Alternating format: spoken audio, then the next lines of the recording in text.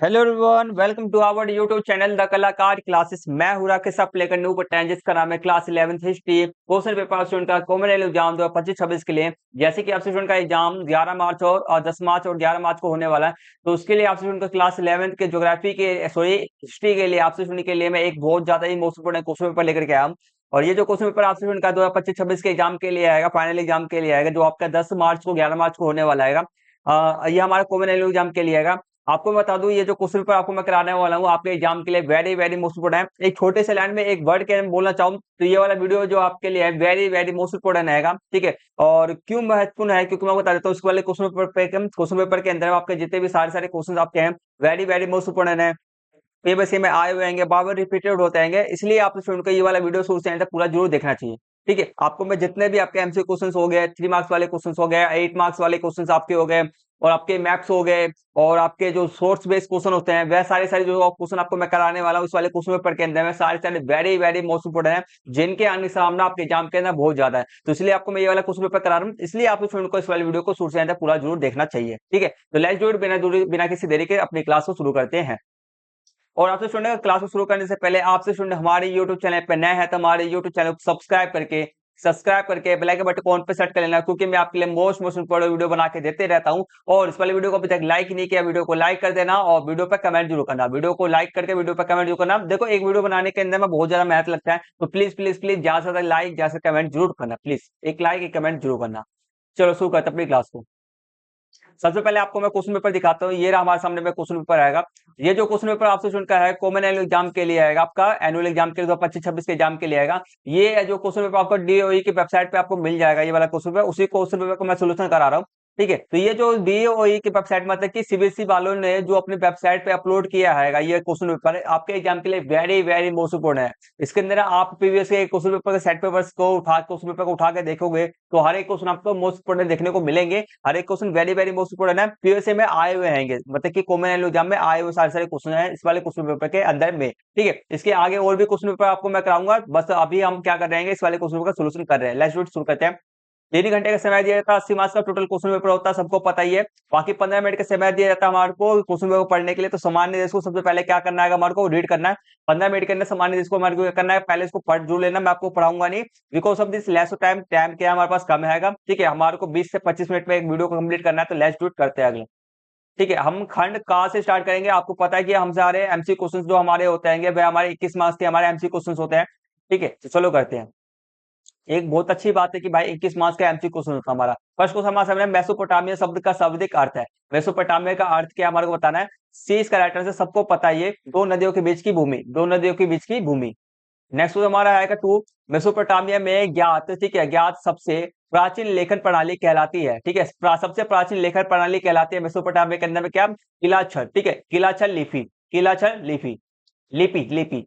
Next हमारा Hammurabi संहिता का महत्व इसलिए था क्योंकि उसने सबसे पहले लिखित कानून में से एक को प्रस्तुत किया। सबसे पहले उसने हम्मुराबी संहिता का महत्व इसलिए था क्योंकि उसने सबसे पहले एक लिखित कानून प्रस्तुत किया, ठीक, इसलिए इसका महत्व था।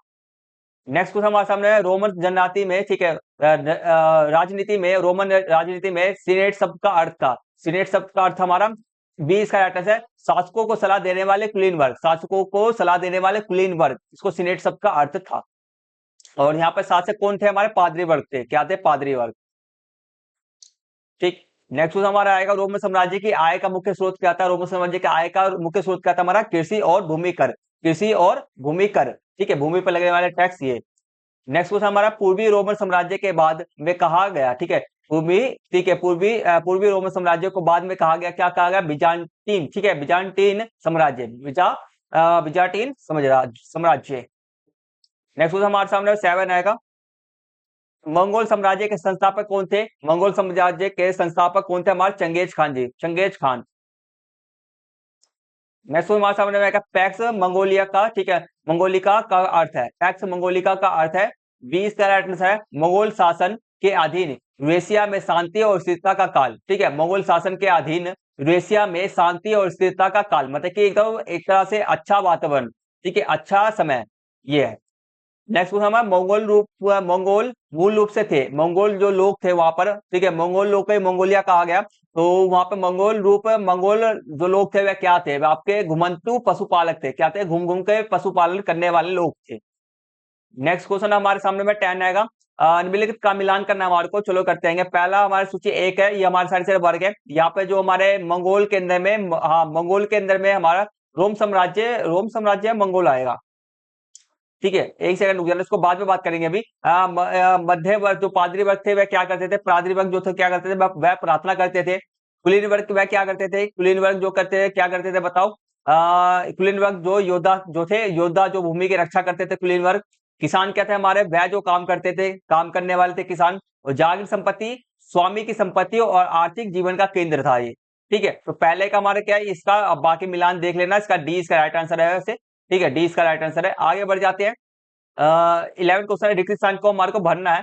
मध्यकालीन यूरोप का आर्थिक जीवन मुख्यतः डैश प्रणाली पर आधारित था। मध्यकालीन यूरोप का जो आर्थिक जीवन था किस प्रणाली पर आधारित था हमारा, ये हमारा था जागीर प्रणाली पर। जागीर प्रणाली मतलब कि हमारे जो पूरे सिस्टम को तीन वर्गों के नाम में बांट दिया गया था, एक तो पादरी, कुलीन और आपका किसान। ठीक है, तो बस यही था हमारा, इस पे जागीर प्रणाली पे हमारा आधारित था। और पादरी वर्ग के अंदर में हमारे शासक शासक सारे के सारे थे। कुलीन वर्ग क्या करते थे, उनके लिए ये और कुलीन वर्ग क्या करते थे, भूमि की रक्षा करते थे। तीसरा जो हमारा हैगा, हमारे किसान भाई भूमि कृषि करते थे, काम करते थे। तो इस समय तीन वर्गों के अंदर में इसको बांट दिया गया था पूरे सिस्टम को। ठीक है, चलो आगे बढ़ते हैं। 12 क्वेश्चन है हमारा। देखो आपके जो है हिस्ट्री के अंदर में ना एक ऐसे ऐसे क्वेश्चन है, डायरेक्ट क्वेश्चन है, डायरेक्ट आंसर है, डायरेक्ट क्वेश्चन डायरेक्ट आंसर। कुछ इसमें बीच में बनाने बनाना कुछ समझने वाला कोई सिस्टम नहीं है, सीधा डायरेक्ट क्वेश्चन डायरेक्ट आंसर है, बस ऐसा आएगा क्वेश्चन। ठीक है, निम्नलिखित में से किस समूह ने मध्यकालीन यूरोप में प्रथम स्टेट, ठीक है, प्रथम स्टेट मतलब प्रथम वर्ग का गठन किया। किसने किया प्रथम वर्ग का, पादरी वर्ग ने प्रथम वर्ग का गठन किया। ठीक है, पादरी वर्ग ने प्रथम वर्ग का गठन किया। बाकी इसमें और डिटेल में थोड़ा समझा देता हूँ, just 1 second please.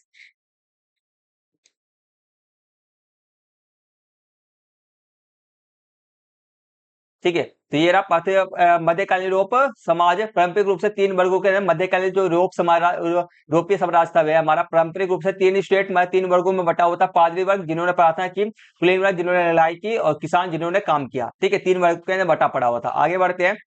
Next question है, निम्नलिखित में से कौन सा पुनर्जागरण कालीन का एक बौद्धिक और आपसे सुनकर क्वेश्चन का पीडीएफ चाहिए, आंसर की का पीडीएफ चाहिए, तो हमारे टेलीग्राम चैनल को ज्वाइन कर लेना। टेलीग्राम चैनल को ज्वाइन करोगे तो आपको पीडीएफ जो क्वेश्चन पेपर होता है, आंसर की होता है, उसका पीडीएफ आपको मिल जाएगा। ठीक, कहते हैं निम्नलिखित में से कौन सा पुनर्जागरण कालीन का एक प्रमुख बौद्धिक आंदोलन था, बौद्धिक आंदोलन था। ठीक है, तो बौद्धिक मतलब कि शिक्षा पे आधारित, समझ लो शिक्षा पे आधारित बौद्धिक, मैं दिमाग वाला आंदोलन था। ठीक है, मानवतावाद, मानवतावाद इसका हमारा उदाहरण है। बौद्धिक मानवतावाद हमारा बौद्धिक आंदोलन था। मानवतावाद इसमें क्या था, वह इसमें ज्यादा थोड़ा सा मानवतावाद जिसने शास्त्रीय शिक्षा, तर्कवाद और मानव क्षमता पर जोर दिया। मतलब कि पूरा पूरा मानव के कल्याण पर, सुने, मानवतावाद ने पूरे मानव के कल्याण पर जोर दिया। ठीक है, आगे बढ़ जाते हैं। नेक्स्ट क्वेश्चन हमारा अभिकथन हमारा आएगा। इसका तो इस तरह के क्वेश्चन का आंसर करने आता है ना, आपको सबको करने आता। ठीक है, पुनः जागरण काल, ठीक है, कलाकारों ने मानव शरीर और प्रकृति का अधिक वैज्ञानिक अध्ययन करना शुरू किया। हाँ किया, सही है, ये सही है हमारा। कारण है इसका ऐसा इसलिए कि था क्योंकि कलाकार धार्मिक विषयों को अधिक यथार्थवाद के साथ चित्रित करना चाहते थे। बिल्कुल सही बात, धार्मिक विषय जितने भी थे उसको यथार्थवाद मतलब कि और अच्छे से अच्छे मीन मतलब समझना चाहते थे उसके बारे में। तो इसलिए उन्होंने साथ चित्रित करना चाहते थे, तो इसलिए उन्होंने अपना कलाकारों ने धार्मिक शिक्षा के लिए, हमारे धार्मिक शिक्षा विषयों के लिए मानव शरीर और प्रकृति का अधिक वैज्ञानिक अध्ययन किया उन्होंने। ठीक है, तो कारण अभिकथन का सही व्याख्या करता है, ए इसका राइट आंसर है। नेक्स्ट क्वेश्चन करते हैं हमारा। नेक्स्ट क्वेश्चन नीचे दिया गया चित्र को पहचानने सही विकल्प का चयन करना है। चलो करते हैं। चित्र है हमारा, तो ये हमारा चित्र रहेगा। तो ये चित्र कौन सा चित्र है हमारे को बताना है। इसका राइट आंसर हमारा क्या आएगा, माइकल एंजेलो। ठीक है, माइकल एंजेलो द्वारा एक एपिटा, माइकल एंजेलो ने क्या बनाया, एपिटा। माइकल एंजेलो की ये चित्र, क्या चित्र का नाम क्या, एपिटा आएगा। किसने बनाया, माइकल एंजेलो, ठीक है, एंजेलो ने बनाया है। ठीक, आगे करते हैं। और इसमें क्या चीज हो रहा है आपको समझ लो। देखो, एपिटा एक पुनः जागरण मूर्ति कला है। ठीक है, जो वर्जिन मैरो, ठीक है, मैरी को मृत यीशु मसीह को अपने गोद लिए हुए दर्शाता है। ठीक है, वर्जिन मैरो को अपने मृत यीशु मसीह, ठीक है, यीशु मसीह को अपनी गोद में लिए हुए दर्शा रहा है। ठीक है, आगे बढ़ते हैं। माओरी कौन थे हमारा, न्यूजीलैंड के मूल निवासी थे, न्यूजीलैंड के मूल निवासी थे। नेक्स्ट क्वेश्चन हमारा आएगा, निम्नलिखित में से कौन सा यूरोपीय बसिंदों के अमेरिका में पश्चिम की ओर विस्तार का प्रमुख कारण था। यूरोपीय बसिंदों के अमेरिका में पश्चिम की ओर विस्तार, मतलब वहां पे यूरोपीय लोग जो लोग थे अमेरिका का पश्चिम भागों के अंदर में जा रहे थे, तो क्यों जा रहे थे हमारे को बताना है। तो सोने और उपजाऊ भूमि की खोज में, सोने और उपजाऊ भूमि की खोज में वह अपने यूरोपीय देश वाले जितने भी लोग थे वह अमेरिका के अंदर में जा रहे थे। नेक्स्ट क्वेश्चन हमारे सामने में है, इनमें से कौन सा कथन यूरोपीय लोगों के मूल निवासियों पर पड़ने वाला प्रभाव का सबसे अच्छा वर्णन करता है। ठीक है, यूरोपीय लोगों के मूल निवासियों पर पड़ने वाला प्रभाव का सबसे अच्छा वर्णन करता है यूरोपीय लोगों। ठीक है, मतलब कि जो मूल निवासी थे, यूरोपीय लोगों के जो मूल निवासी थे, पर पड़ने वाला प्रभाव सॉरी पढ़ने वाला प्रभाव, मतलब कि जो उनके पे क्या, जैसे कि कोई क्या घटना उठना घटी वह हमारे को बताना है इस क्वेश्चन के अंदर में। तो ये हमारा 20 कैरेक्टर्स है। प्रतिरोध की कमी के कारण जनसंख्या में भारी कमी, जैसे कि हमारे यूरोपीय लोग जो थे क्या करते थे, पश्चिमी अमेरिका के अंदर में जा रहे थे, तो वो उस समय पे जो वहां पे जा रहे थे ना, तो उनके यूरोपीय लोगों के अंदर में बहुत सारी बीमारियां थी, जैसे कि चेचक हो गया, ठीक है, और एन फ्लू हो गया, चेचक हो गया, और भी हैजा हैजा था, जरा था, कुछ था, चेचक हो गया समझ लो। तो चेचक जैसे कई सारी उनके अंदर में कई सारी बीमारी थी, जिसके कारण वहां पे वह गए, और उनके पास में सही संसाधन उपलब्ध नहीं थे, दवाइयां उपलब्ध नहीं थी, प्रतिरक्षा तंत्र जो मजबूत इम्यूनिटी सिस्टम, ठीक है, प्रतिरक्षा तंत्र वह नहीं था, जिसके कारण वहां पर वो बहुत सारे उनकी जनसंख्या के अंदर में क्या हो गया, उनकी जनसंख्या में भारी गिरावट आ गई। ठीक है, ये चीज था। तो प्रतिरोध की कमी के कारण जनसंख्या में भारी गिरावट, भारी कमी। नेक्स्ट क्वेश्चन हमारे सामने में आएगा, मेजी नेताओं का मुख्य लक्ष्य था। मेजी नेताओं का मुख्य लक्ष्य था हमारा था, इसका राइट आंसर है पश्चिमी मॉडलों के माध्यम से जापान का आधुनिकीकरण। पश्चिमी मॉडल के जापान का क्या करना, आधुनिकीकरण करना। ठीक, ये इसका लक्ष्य था। नेक्स्ट क्वेश्चन हमारे सामने फुकोकू, ठीक है, फुकोकू क्यूहेई, ठीक है, फुकोकू क्यूहेई मतलब कि समृद्ध देश और शक्तिशाली सेना का नारा किससे जुड़ा था, किससे जुड़ा था, मिजी जापान से। क्या होता है गाइस, कहते हैं मिजी जापान, मतलब जापान से जुड़ा हुआ था। और यहाँ पर जो ये जापान का ना एक सिद्धांत था, क्या था ये मेरा, जापान का एक सिद्धांत था ये। ठीक है, फुकोकू, ठीक है, फुकोकू क्यूहेई जापान का एक राष्ट्रीय नीति का एक केंद्रीय सिद्धांत था, केंद्रीय सिद्धांत था, राष्ट्रीय नीति का एक केंद्रीय सिद्धांत था।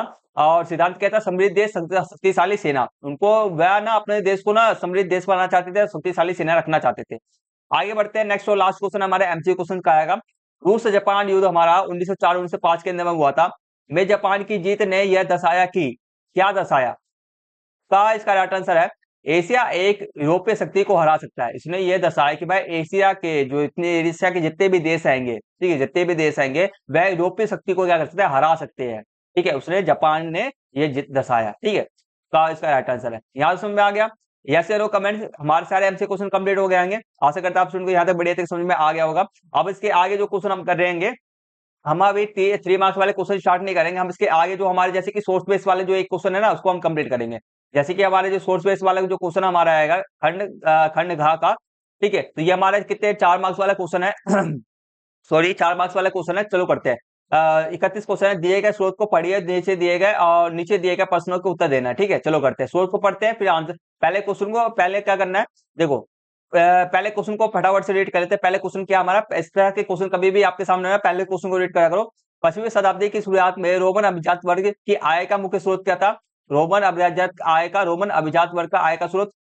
रोमन अभिजात वर्ग में किस प्रकार की संपत्ति को प्रतिष्ठा, किस प्रकार संपत्ति को प्रतिष्ठा और सामाजिक स्थिति का प्रतीक माना जाता था, मतलब कि कौन सी संपत्ति को सबसे उच्च माना जाता था।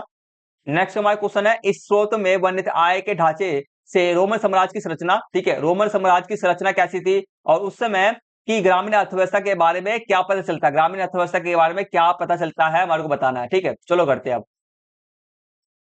तो हमारा जो आएगा रोमन अभिजात वर्ग की आमदनी, ठीक है, ठीक है, आमदनिया, रोमन साम्राज्य की आमदनिया मतलब कि पैसे, ठीक है, रुपए, ठीक है, पैसे रुपए की आमदनिया मतलब कि पैसे की बात की जा रही है। 5वीं शताब्दी के प्रारंभिक दशकों में देखो, रोम के ऊंचे घरानों में से प्रत्येक के पास, ऊंचे घरानों में से प्रत्येक के पास अपने आप में वह सब कुछ मौजूद था जो एक मध्यम आकार के शहरों में होते थे, मतलब कि जो ऊंचे घरानों के अंदर में भाई हर एक सुविधा उपलब्ध थी, जो क्या शहरों के में, जो शहरों के अंदर में हुआ करते थे। ठीक है, एक, ठीक है, घुड़दौड़ का मैदान, ठीक है, अनेक मंच मंदिर, फवारे और विभिन्न प्रकार के स्नान घर, बहुत से रोमन परिवारों को अपनी संपत्ति से, ठीक है, प्रति वर्ष 4000 पाउंड सोने की आयात सोने की आय प्राप्त होती थी, बताओ अपनी संपत्ति से, वो भी ठीक है। तो क्वेश्चन का आंसर, एक क्वेश्चन का आंसर हमारे को मिल गया। और जिसमें अनाज, शराब, अन्य उपज शामिल नहीं थे, जिसके अंदर में ये भाई जुड़ा भी नहीं था, अनाज, शराब ये सब जुड़ा भी नहीं था, बस सिर्फ और सिर्फ संपत्ति से प्राप्त हुआ करते थे।